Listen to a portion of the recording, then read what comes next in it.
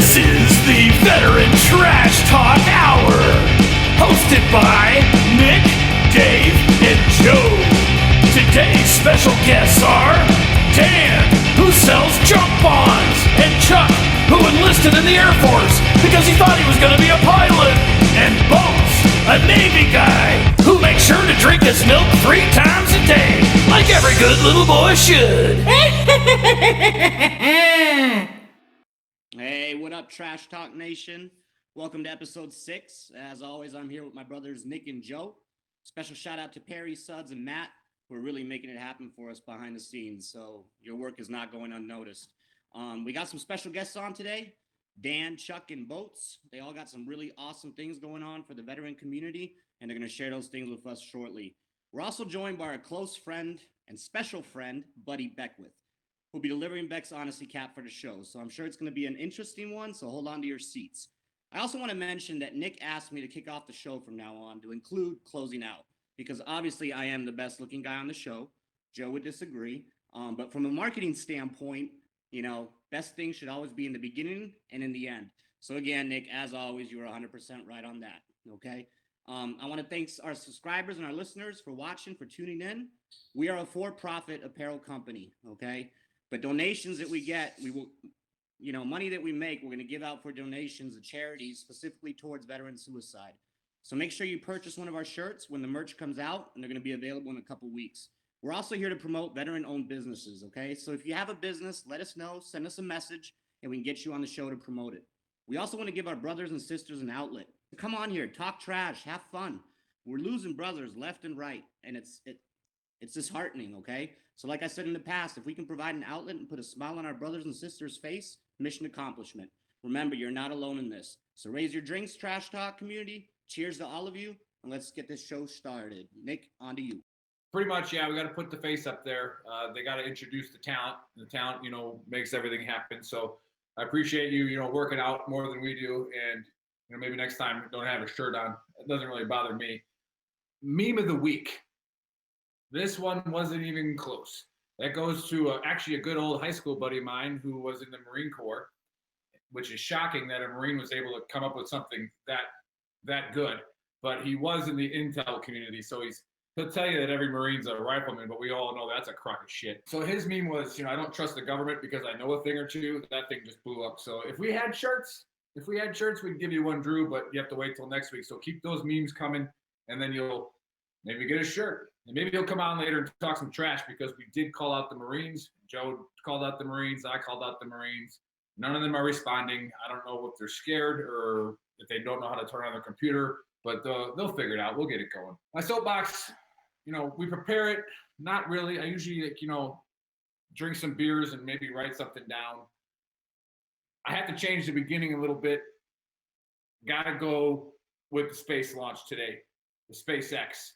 If you weren't watching it, then you're pretty much a communist, because we've been paying Russia $90 million a flight to get people up to the space station, and now we're doing it.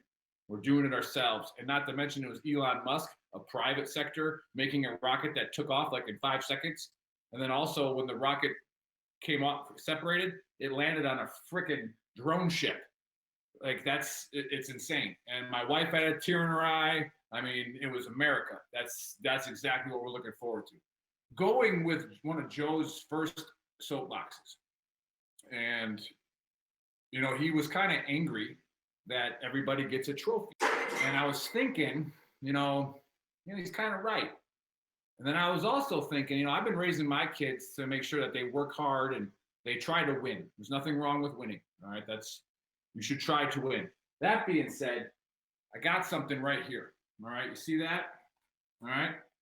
If you can read it, which you probably can't, but she was the district grand champion of the science fair. Pretty much means that my daughter is smarter than all of your daughters. If they have trophies that can compare with a district science fair championship, I'm willing to see it. I'll take it.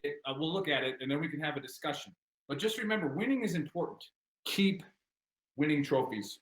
Stop being average. Don't be average. Last part of my soapbox, I just want to talk about how crappy Illinois, the whole state, is. Right? It's the worst state in the country. All right. If you think about it as a body part, right? Illinois is like the butthole of the United States. And then Indiana and Missouri are like the butt cheeks. So everybody likes a good butt cheek. So, Indiana and Missouri are okay. But everybody you meet from Indiana and Missouri, they're a little weird. Just a little off. And they're really cool. They're like fun to hang out with. But you think about it, like the butt cheek, it gets shit on it sometimes. So Illinois shits all over everybody. And then you look at Wisconsin, and it's the strong upper back, the lower back. It's the bread and butter. When Al Capone was in Chicago, when he was running the city, even he didn't stay there. He vacationed to Wisconsin. Now, here's the problem. Here's the problem with Illinois. Bunch of problems. Besides, they burned their whole city down. Chicago burnt down. They're just stupid. It infuriates me. They lost $50 million from their education fund. Just gone. They tried to sell President Obama's Senate seat, and they have toll roads everywhere. So me growing up in Wisconsin, anytime I wanted to go somewhere, I had to drive through that crappy flat state. And not only did I have to drive through one of the flattest states in the country, I had to pay freaking tolls. Like I had to pay you to drive through your crap state. The Bears suck. The Cubs suck. The Bulls were good with Jordan. Got it. Everybody watched that. But that's just about it. So if you can stay away from Illinois, do it. Illinois is freaking trash. It's terrible. It is literally the butthole of the United States. That's my soapbox. Did not see that coming. I got cheers to that one real quick, Nick. Yeah, well, coming from the great state of Michigan, it's hard to see anybody competing with Ohio for that title, but I digress. My soapbox, I had a call from a friend this week, and it changed it changed my whole viewpoint on what I wanted to do tonight. So my soapbox is going to be a little deep, but it's something that needs to be said because it's what we're about, and we need to address it. So Wednesday afternoon, I got a phone call from Brandon Williams, a very close brother of ours and a supporter of the page. Said, Joe, I got to talk to you. And I knew immediately something was up because it's just not a common way he addresses me. And I could tell in his voice something had happened. And he proceeds to tell me a story of one of his workers, 29-year veteran of the company, Marine vet, 57 years old, 6 months away from his retirement, no warning signs, 25 years separation from the Marine Corps. Yet on the morning of May the 27th, 2020, after having breakfast with his two sons who were visiting from out of state, he kissed his wife, said, "I will always love you," drove halfway to work, pulled over, and took his own life via self-inflicted gunshot wound. Once again, there were no warning signs. Remembered by Brandon, our brother, and I quote, amongst his peers and by chain of command, as the safest, most by the book, and dependable coworker you could ask for. This is why we do things like call out the Marines, because this man's story will never, it'll never reach all the states that we're in. But the fact of the matter is you're our brothers, and your brothers are dying. And if that's heavy and that sticks with somebody, then so be it. Suicide is not it doesn't have a t-shirt. Otherwise it would be stopped. A lot of times it looks like somebody who can't make a mistake, can do no wrong, and they've got a storm going on between their ears. And let me tell you, if that's something that's going on for anybody listening, you're going to come toe to toe with it eventually.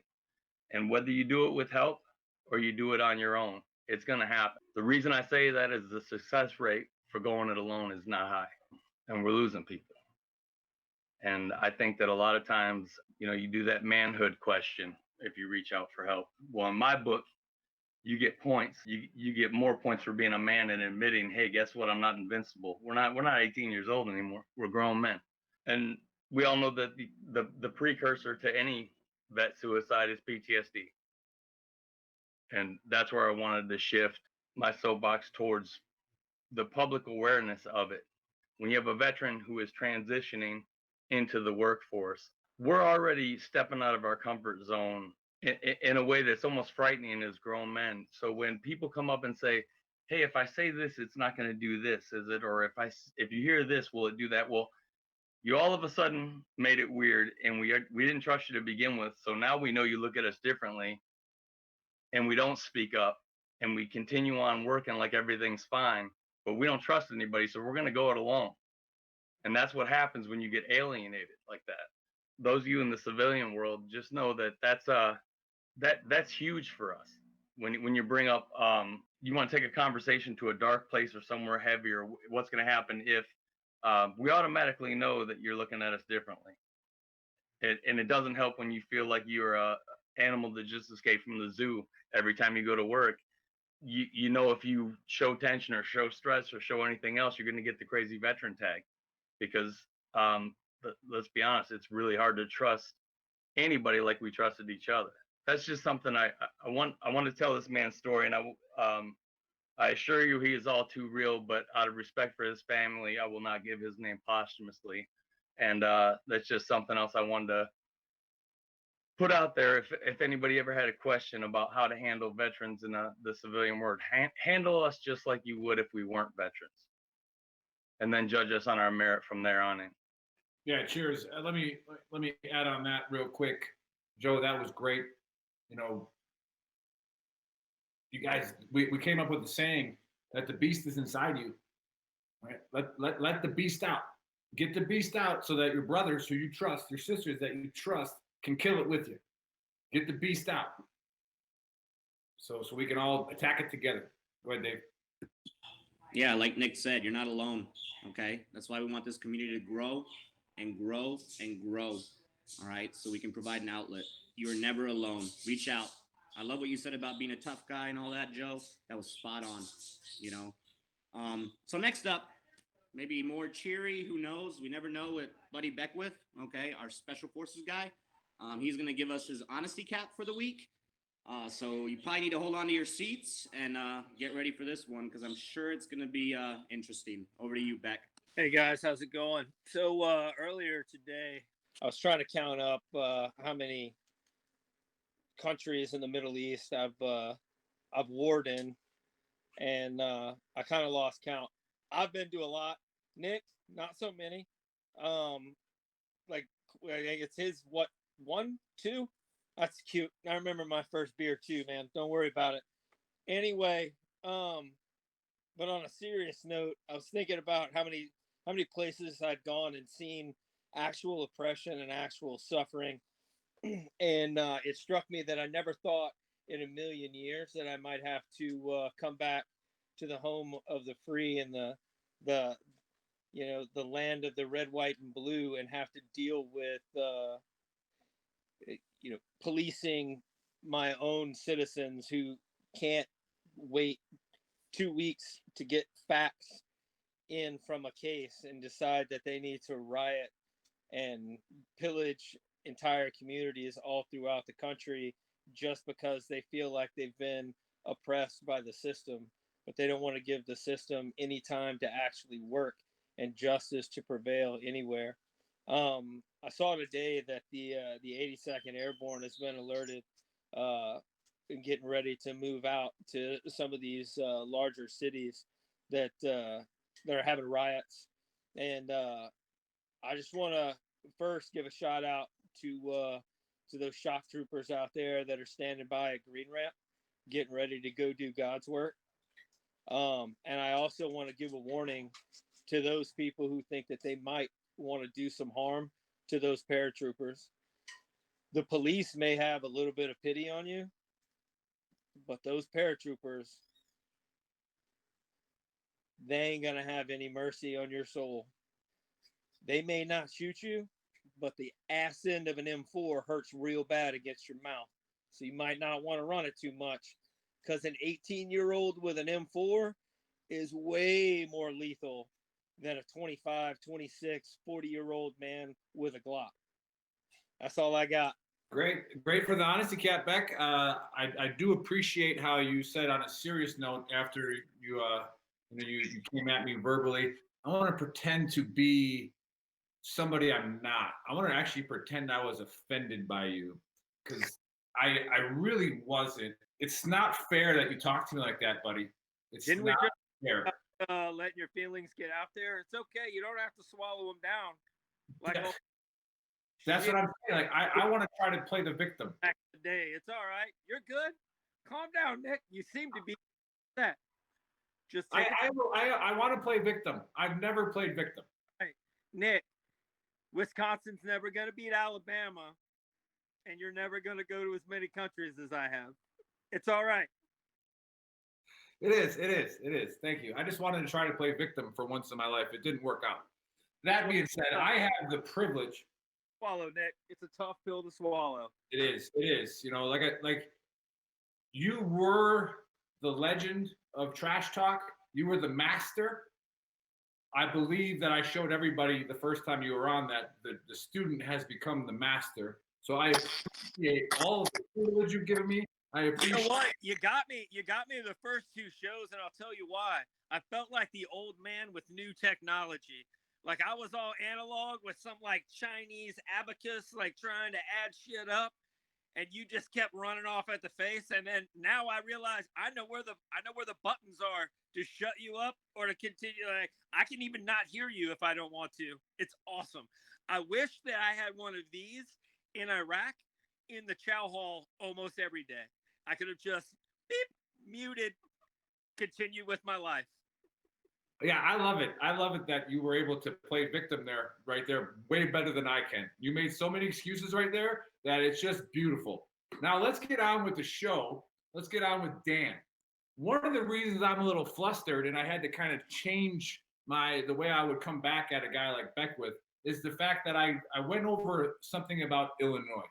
And Illinois triggers me, triggers the absolute shit out of me. Well, the guy I'm about to introduce is from Illinois. And I believe he was like a JV golfer at some time. I think he was like there isn't really an all conference for it, but I think that's what it is or something like that.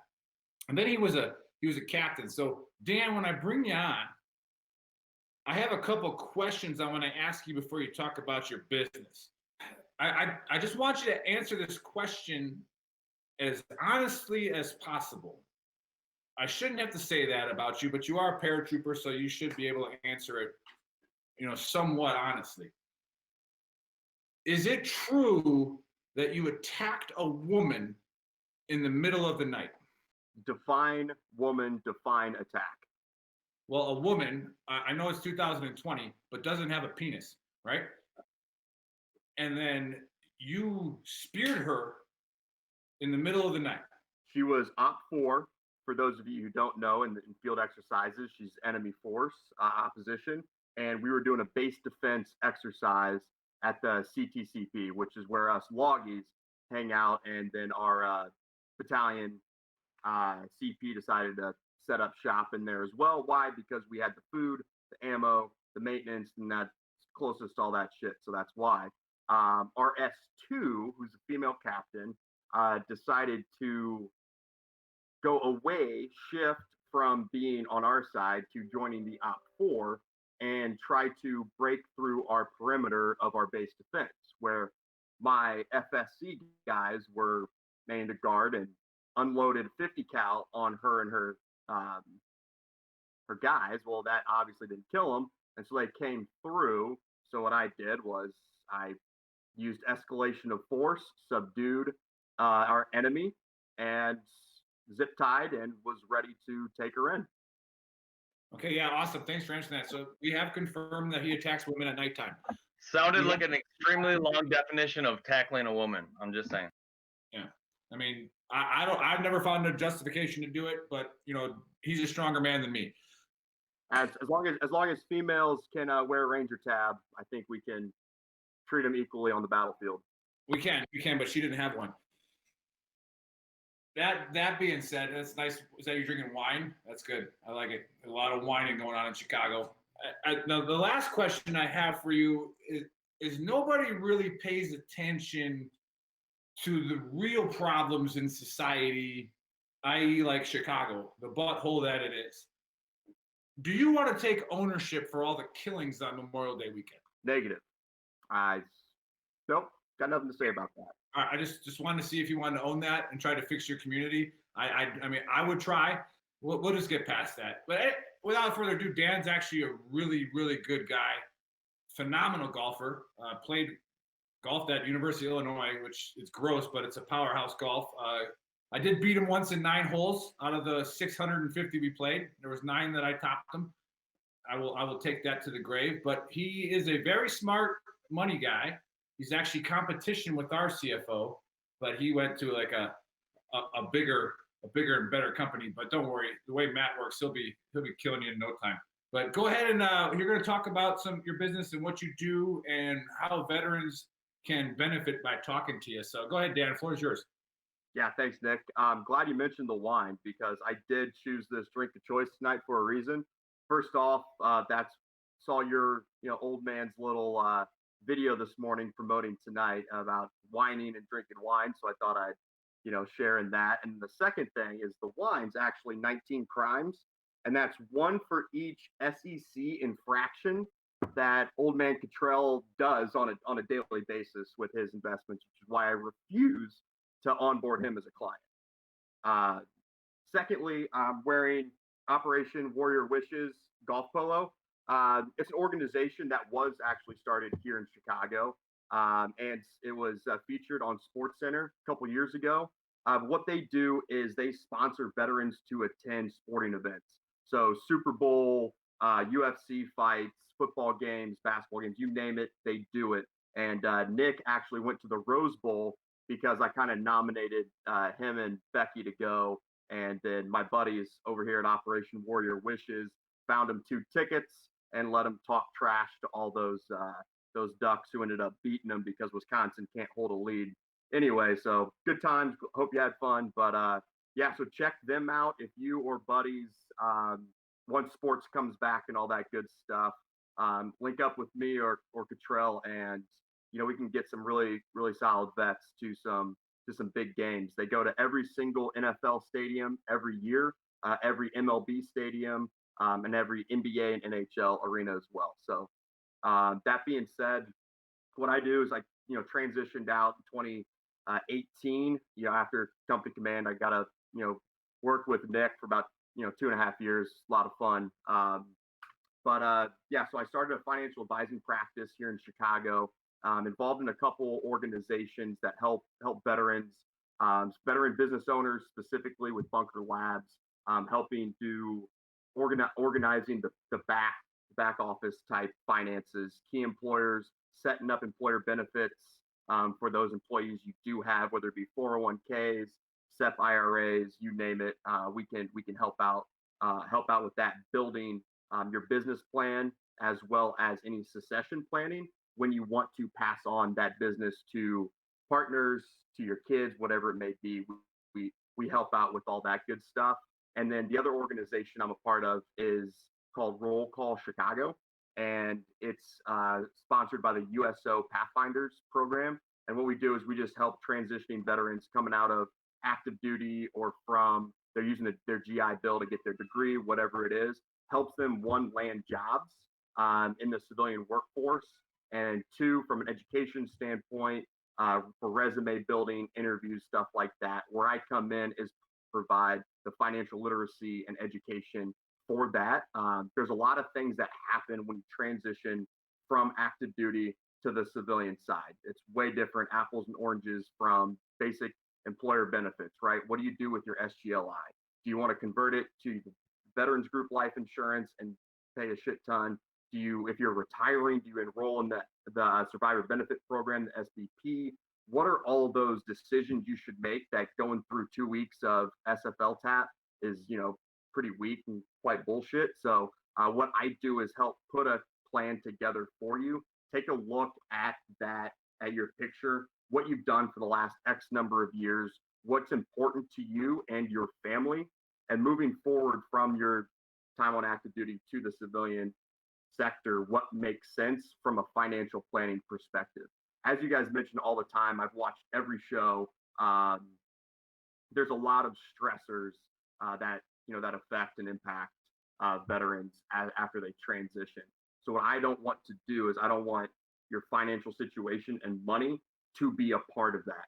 So I can come in, take that out of your rucksack, put it in mine, and be that, be that for you. So the first couple of meetings I'll do, I don't charge any bit for the work I do, or putting a plan together to provide that education and resource to those guys. So whether you're still on active duty, you're in the transitioning process, or you're a veteran, you've been out for a day or for 10 years, 20 years, doesn't matter. I'm more than happy to meet with you, take a look, and help out in any way. Hey, Dan, thanks. That was awesome. For the people earlier in the story, Op4 is opposition force, and CTCP is the combat trains to where all the supplies come out of, and that post was where he was working. So for the civilians watching, Op4 is opposition force. That's who plays the pretend bad guys. I'm glad you brought up SFL TAP. As a first sergeant, I have to send all my soldiers there that are getting out, and I asked them about that, and I was like, hey, what's that all about? What is that? What are you getting out of that? And because it's like 2 weeks long, I'm like, it should be good, but the Army always does things big. And you mentioned something with the SGLI. What would you recommend they do with that specifically? Absolutely. Great question. And from a transitioning perspective, whether you're a private getting chaptered, senior NCO retiring, or warrant officer, lieutenant colonel, corporal, doesn't matter. You go through these same program, and I've met with individuals across the board, and they all say from a financial planning perspective, it's crap. They don't explain what needs to be done. So for the SGLI, that's a case-by-case basis, which is why it's important to sit down with a professional to have that conversation, because it may make sense for one E7 who's retiring or getting med boarded to hold on to that benefit, because medically they may be uninsurable on the civilian side. Whereas you might have like a staff sergeant who did 6 and is getting out and is a stud, going to go to med school and all that stuff. He doesn't need to take that on when he's got all of these other opportunities. So it's a case by case basis from the SGLI, like the life insurance standpoint. But they also never talk about or touch on what to do with your TSP, right? Or the transition between the legacy high 3 retirement system, which, old man, that's what you got, right? All the new guys coming on board don't even have that option. They've got this blended retirement. So their pension is lower. However, they get a match with anything they contribute to the TSP, which is the Army's, the government's 401k plan, right? And you've got 2 types of options: contributing it traditional, where you save from from income tax perspective today, or you can go Roth, pay the taxes today, get it free in retirement. But you transition out. What do you do with those dollars, right? They've sat there, they can grow. You're 40, right? You can't touch those dollars without taxation and penalty until you're 59 and a half. So for 19 and a half years, are you going to let it sit there and let the government control it? Or do you want to control it yourself, roll it over into an individual retirement account where you can actively contribute, manage the asset allocation, and all that good stuff? So where I come in is help walk you through that, what makes sense to invest your dollars in. So the TSP has a very limited amount of funds you can even invest in to begin with. Whereas if you go to Vanguard or Chuck Schwab, anybody, and start a Roth IRA, there's like fucking 200, 300 different mutual funds you can invest in, individual stocks, bonds, all that good stuff. Old man's got all his money in Bitcoins and Monopoly money. But you can use, like, what's the best way to invest your dollars? And it's not just where you do it, like the allocation, the why and what percentage into multiple buckets, so you can diversify, so you have options in retirement later in life, whatever that may be. For people watching now, money doesn't make you happy, but if you're already a happy person and you get more money, well, then it's probably going to make you a little bit more happier. And Dan will give his information to our producer Suds. So if anybody has any questions, hit us up with messages on Facebook or when our website gets up. We'll give you his information. He'll give you the financial information that you need and help out all the veterans that he can. Just for Dan's essay, Ethereum is up 14% today. And so I killed today. And that's, we don't have to talk about that, but yeah, enjoy the taxation on that. I mean, it's all unofficial. Anyways, one of the 19 SEC violations that old man does on a daily basis. Before I'm going to pass it over to Joe here to introduce Chuck. Before I do that, I'll get the last word because I am the talent. And I did beat Dan at golf. He is a flatlander, but he is smart with money. So give him a call. And the Bears' best move ever was trading for Jay Cutler. He was the best Packer quarterback for all of us. So go ahead, Joe. It's on you. Go Cubs. He actually was a pretty good Detroit Lions quarterback, believe that or not. But thank you so much. I have the pleasure of introducing Chuck now. I appreciate you being patient through all that, Chuck. Chuck is a retired senior master sergeant in the Air Force. He's on the pro flyboy cycle team. That's what we in the Army call it, but he's actually on the Air Force professional cycling team. He does a tremendous amount for veterans and runs a very, very unique school. It's actually on Fort Bliss called basically the Premier Truck Group. Chuck, I want to say thanks for being patient and thanks for coming on the show and let us know more about what you do. Hello, everybody, and thank you for having me on. It's nice to have Air Force on. So any pop-up books that you guys would need, I have a lot for the Army, so I can also divvy it out to some of my Navy guys too. So no offense, boats. Just to give you a little background, boats. My great uncle was one of the first Navy Master Chiefs in the United States Navy. He was the original 58 Master Chief Electronics mate Henry Roberson. USS Ray, SS 270. Cheers. So, Cheers to that. So, Cheers. Good guy. What we have out at Fort Bliss is relatively unique because we were talking about the Soldier for Life program and such. A lot of folks don't realize is that the Soldier for Life program at Fort Bliss is the #1 SFL TAP program in the United States Army.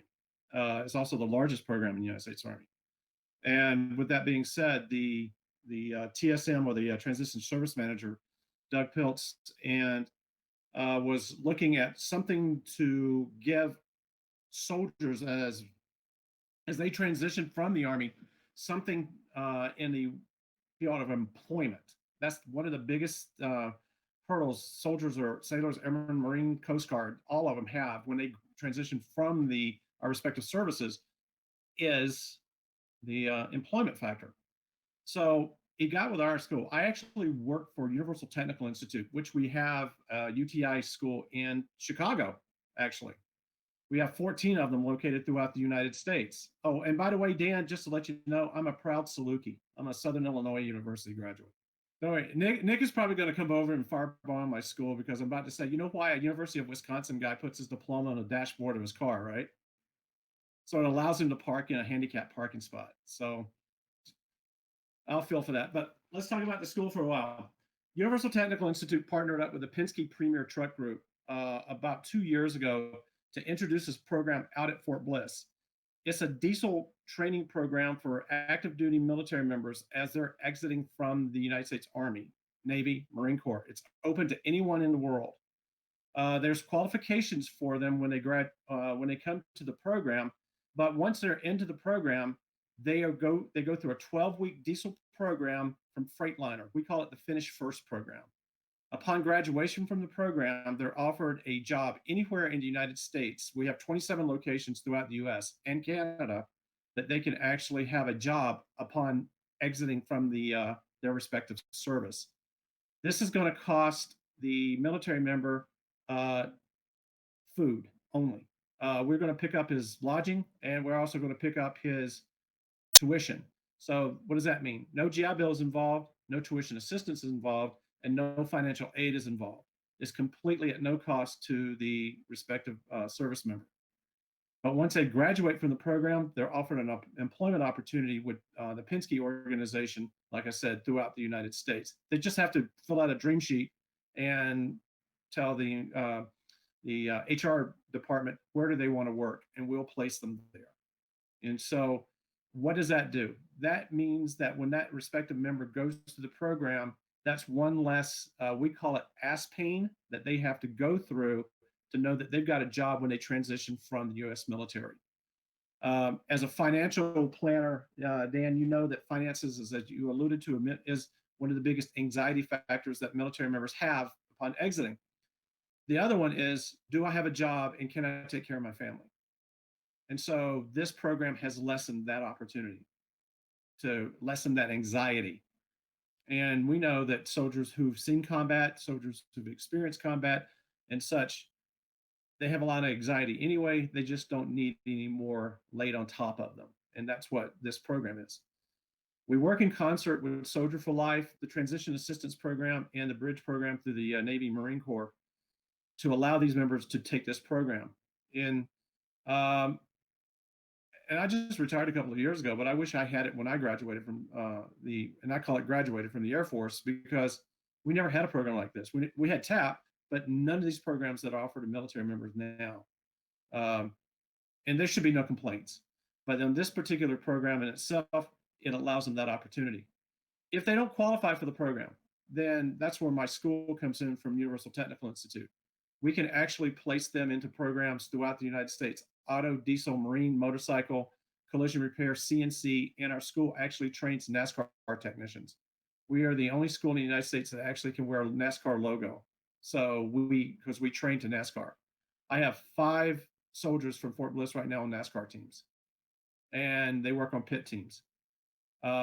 One of them actually is making 6 figures on a pit team. He works for the Hendricks race team.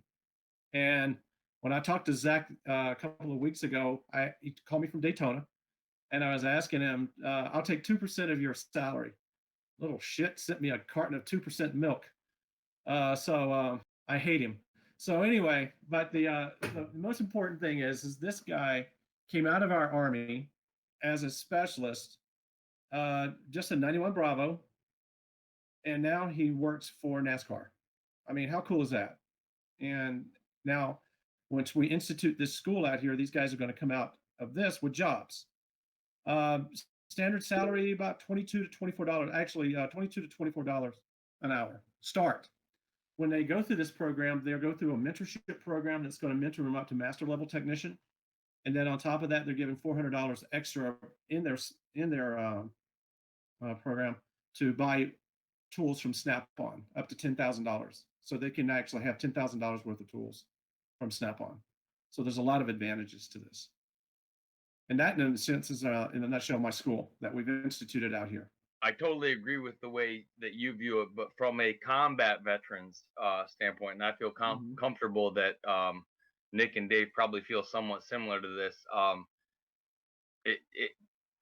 To validate a combat soldier in a different capacity in life and say, hey, listen, I know that that part of your career is over with, but you actually are valid and you're worthy, and to give them a shot. I mean, it's not overstepping to say that school saves lives, because idle time is the devil's hands, and you give a veteran a challenge, he's gonna take it on, and sometimes some of these guys, all they need is a chance, and the chance to make life-changing money for a kid from the middle of nowhere to have money to raise a family and get married on. For some people, that's the difference between being here and not being here. So I say God bless you, and I think that's what you guys are doing is absolutely incredible. Cheers, Chuck. Thank you for being on, brother. Cheers. Yeah, thank you. I'm going to have to cut it short just a little bit. And Joe, I know we talked about it a little bit, and I'm just going to allude to it just a bit because we're in the very infancy stage. As Joe's mentioning, I am on the United States Air Force cycling team, and this year we normally ride across the state of Iowa. So last year we did 512 miles. This year we're not having it because of the COVID. So Joe and I are having a conversation. What I'm trying to do right now is get in concert with the rest of my team from New Mexico and Arizona, and then add on some family members and such veterans to raise money for suicide awareness. So what I'm trying to do at the very tail end of this year in November, we have the Tour de Tucson, which L Tour. Boats probably knows about it. He hears about it all the time. This will be my 5th year riding the Century. So I'm going to be riding 100 miles, and then the money that I'm going to collect will be for the program itself, for suicide prevention of our veterans.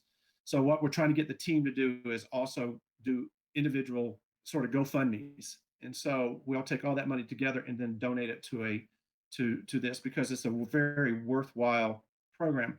We fight battles all the time, and we as military members, we've engaged in combat, constantly and such. And you're right, we're not alone.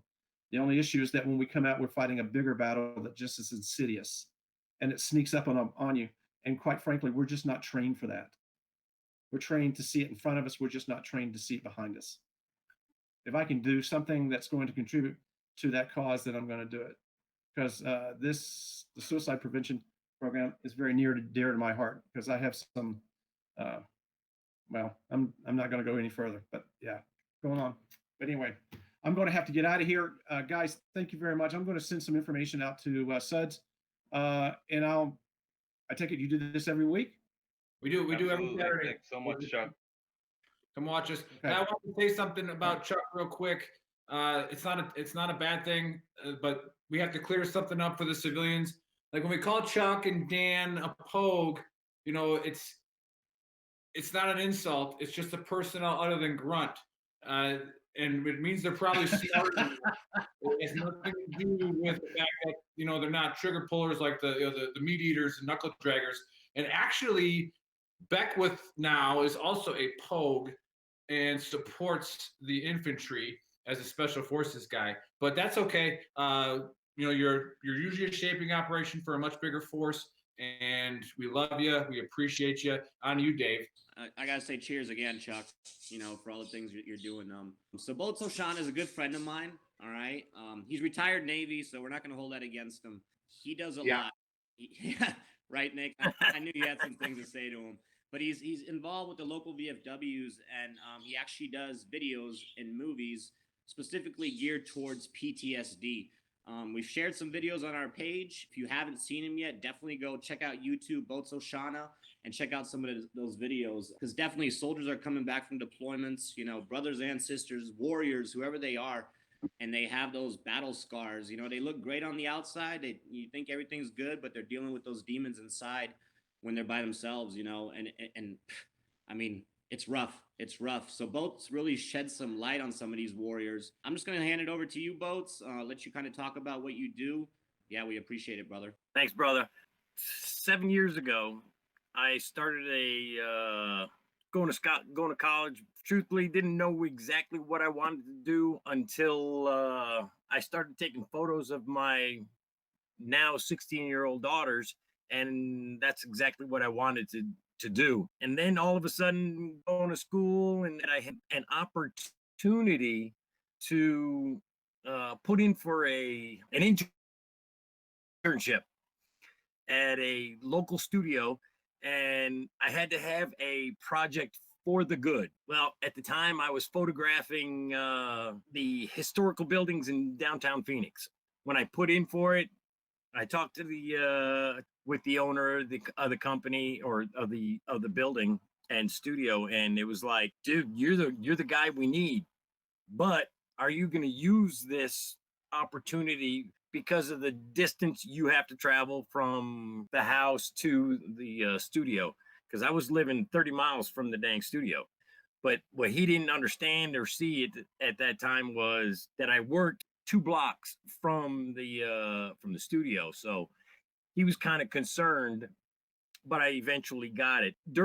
Right after the interview, and he says, "Hey, congratulations, you got the internship." Come to find out, he was a 4-year veteran of the Army.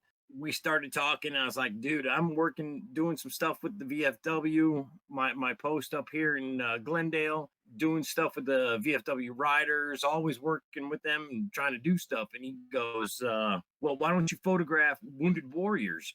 At the time, I was like, I don't want to sound trite, but why photograph the wounded warriors, when they're always in the news, always here, always in magazines, so on and so forth, they have the light on them.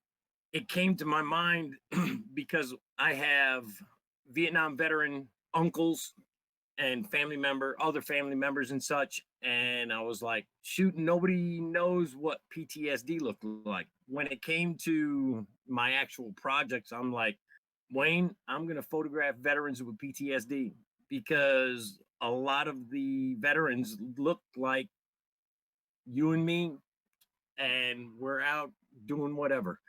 And Wayne goes, dude, that's a freaking phenomenal idea. And I started doing all this on my own. Didn't know anything about studio photography. Didn't know anything about putting this project together. I had to do all this stuff online. I was looking up, Googling everything and anything about PTSD, about studio work, about how to get this project going. I've been working on it now for 6 years. No money whatsoever. I don't have any money coming to me. The veterans that have participated, they don't pay for anything. As a matter of fact, I've had one of our mine and Dave's former colleagues, Ace, participate in the project. And as a matter of fact, he canceled on me like 4 times. I don't pressure anybody. It's like, hey, all right, didn't show up. It's fine by me. I'll give him a call a couple of days later and say, guy, you want to reschedule? What's going on? What happened? And they're like, stuff happens. And I'm like, hell yeah, I'm with you. Just let me know if you want to sit down again. During our sessions at the time, we would do it face to face, just me and the veteran in the studio, and I would lock down the rest of the studio so nobody else can come in, because I didn't want anybody to walk in a situation where the veteran was having if they were having an emotional moment. I didn't want one of the other vendors or any of the other people to come in and interrupt us. So everything is on a one-on-one basis. Hey, Boats, we're running a little bit out of time. Dave, when he closes out, will remind everybody again, he does great stuff. I watched one of his videos. Watch his videos. See what he does to put a different perspective on PTSD so that people can understand it. Like I said, I watched one, and it's absolutely phenomenal. Before I turn it over to the face of our organization, the beautiful face of David Trenton, we're going to talk a little shop for UFC tonight. UFC's got a fight card on tonight. God bless Dana White and his American spirit and giving us something to watch. Now, it's a free fight, so the card isn't that good. But seeing as I'm up about $2,500 on Joe the last 2 years betting on this, even though he thinks he's a UFC fighter, but I threw his shoulder out. I'm a better fighter than him. I know more about the fights than he does. I'm going to pick the lightweight fight with Brock Weaver versus Roosevelt Roberts. Now, I'm a huge Roosevelt Roberts fan. Oh, you know? He's just absolutely. He's a minus 340 favorite, so I mean, shocker. Just crazy. But I'm not going to take him. I'm not going to take him because I saw something in the weigh-in. Where they started talking trash, right? And Brock showed up with like the Native American war paint on, and he was kind of like Clubber Lang. When they asked Clubber, "What's your prediction for the fight?" Clubber was like, "Pain." Right? So when they asked Brock, what does he have to do to win tonight? He goes, pressure. I'm going to put so much pressure on him, he won't be able to breathe. So I'm going to throw 500 on Brock. You can take it, but it's up to 3K then, and I might collect. 500 on Brock, not the odds. You have all the odds. That's easy money. Hey, okay. For everybody out there, Trash Talk Nation, don't let him skate out on this. This is Brock. This is the lightweight fight on the main card. Brock Weaver When he gets canceled by this guy, make sure you let Nick know about it. Hey, great show. And Boats, man, we're always limited on time here. I know you had a lot more to say. So for all you viewers and listeners, go ahead and check him out on YouTube. The message behind his videos is just tremendous. All right. And I think Joe mentioned it during his soapbox too. Trying to be a man, especially coming from combat arms. We do our PHAs and returning from Iraq, and hey, we're good, no worries, we don't have nightmares. We've seen dead bodies. As you progress in your career, I know from Nick, especially myself, who are still serving. Nick might claim he's all right. He's always good. He's 100% go. But you start seeing some things that come up. So just reach out. You're never alone. Reach out to your brothers. Reach out to your sisters. Again, thanks for everybody for coming on. It was a tremendous show. Appreciate all the listeners and all the viewers. We thank you for your support. Our Facebook page is growing tremendously. We're close to 2,500. That challenge is still out there that Britson sent, that Joe sent. So, we'll get you squared away with a shirt. Help us out with that. Help us subscribe on our YouTube channel. Share the crap out of it. Share it with family and friends. Like Nick said, civilians as well, so they can get an understanding of what, we go through and what we face on a daily. If you have your business, hey, just shoot us a message. We're going to support it. We're going to promote it for free. We'll throw it on the page and we'll be good to go. Follow us on Instagram as well. The merch, I guess that's the right term to use nowadays, will be available in about a week or two. So definitely hit us up on our webpage, and we'll be shooting out the link for that as well. And again, just know that some of those donations specifically towards veteran suicide. So again, everybody, thanks for coming on. We had a great show. Appreciate all the support, and tune in next week.